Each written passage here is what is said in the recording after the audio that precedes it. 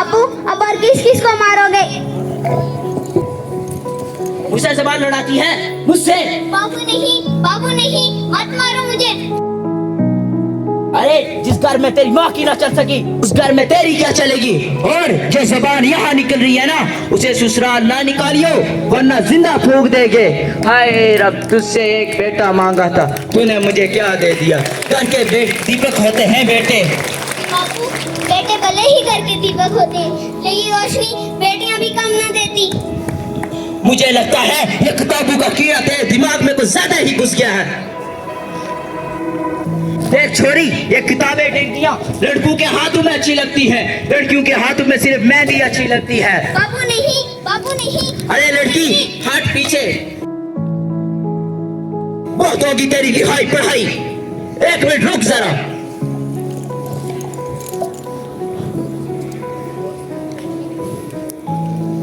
जी चौधरी साहब, जिस रिश्ते की हमने बात की थी ना, उसे पक्का कर दीजिए।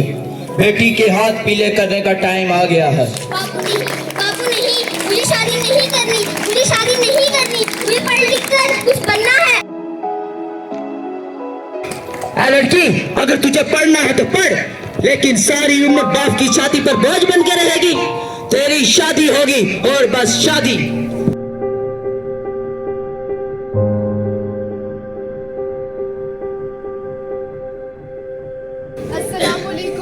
वालेकुम सलाम। अरे भाई, क्या हाल है आपका? ठीक। और आपने अपना हाल क्या बना के रखा हुआ है? कुछ नहीं, बस ऐसे ही। नशा कर के आपकी हालत क्या हो गई है?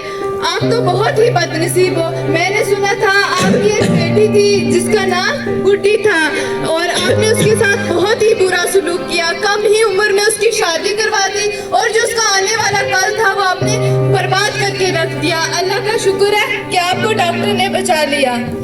डॉक्टर साहब ने? अरे मुझे मिलना है डॉक्टर साहब से।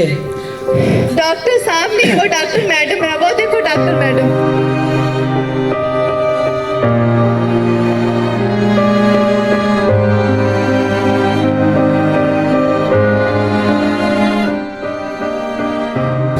आपका बहुत बहुत शुक्रिया, आपने मेरी जान बचाई।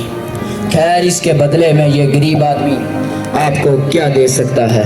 एक वादा, एक वचन कि कभी बेटियों को ये नहीं कहोगे कि वो क्या नहीं कर सकती।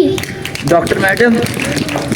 पहचाना नहीं बाबू, जिसके लिए तुमने चूल्हा और दूल्हा के सिवा कुछ ना सोचा, हर वक्त मार के सिवा कुछ ना दिया, मैं वही गुड्डी हूँ। गुड्डी? जी वही गुड्डी, इसके हाथ पीले करके तुम सारा जीवन काला करना चाहते थे। मुझे माफ कर दे बेटी, गुड्डी मुझे माफ कर दे। नहीं बाबू, मैंने तो तुम्हारा एहसान चुकाया है। याद है ना वो एहसान जो बचपन में तुमने मुझ पर किया था और मुझसे कहा था कि एहसान मान जो तू अब तक जिंदा है, वरना कब का गला दबाकर मार दिया होता। गुड्डी मुझे माफ कर दे बेटी, मैं तेरा गुनहगार हूँ। एहसान मान हूँ मैं तुझ जैसी बेटी का, जिसने मेरी जान बचाई। बेटे और बेटी में फर्क करना दो आंखों में फर्क करने के बराबर है बापू। एक का पढ़ना और दूसरे का ना पढ़ना समाज की सबसे बड़ी भूल और बुराई है। गुड्डी मुझे माफ कर दे बेटी, मैं तेरा एहसान मंद हूँ, तुझ जैसी बेटी मुझे मिली।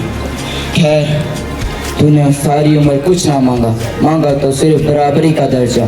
सच तो यह है, मैं तेरी बराबरी के लायक नहीं।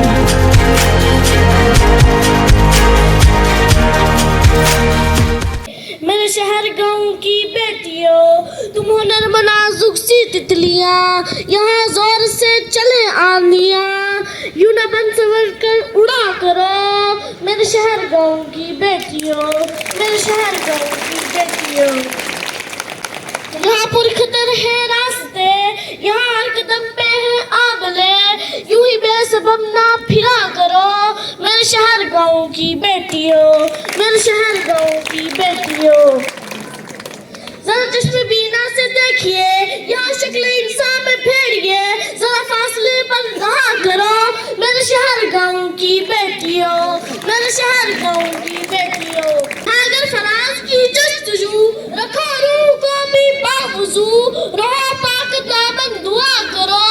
मेरे शहर गांव की बेटियों, मेरे शहर गांव की बेटियों, मिले जब बुजुर्गों की महफिलें, उन्हें चश्मे इबरत से देख लो, उन्हें गौश दिल से सुना बेटियों, मेरे शहर गांव की बेटियों। और किसी ने क्या खूब कहा है, बनाया है मुसव्विर ने हंसी शाहकार औरत को, बनाया है मुसव्विर ने हंसी शाहकार औरत को, अलग पहचान देता है कहानीकार औरत को, अलग पहचान देता है कहानीकार औरत को।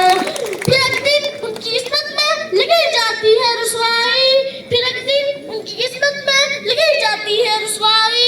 जमाने में समझते हैं जो कारोबार औरत को, इसी का रूप धारे फिर नहीं है कुछ चुड़ैलें भी, इसी का रूप धारे फिर नहीं है कुछ चुड़ैलें भी। मैं औरत ही नहीं कहता किसी मक्कार औरत को।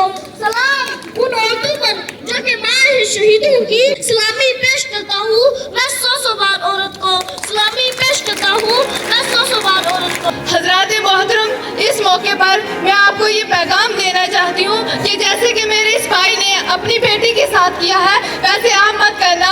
मैं इस समाज से पूछना चाहती हूँ कि आपको माँ चाहिए, आपको बीवी चाहिए, आपको बहन चाहिए, फिर आपको बेटी क्यों नहीं चाहिए? लोग बेटी को कहते हैं कि घर की इज्जत खराब मत करना, फिर वो बेटे से ये क्यों नहीं कहते कि घर की किसी के घर की इज्जत बर्बाद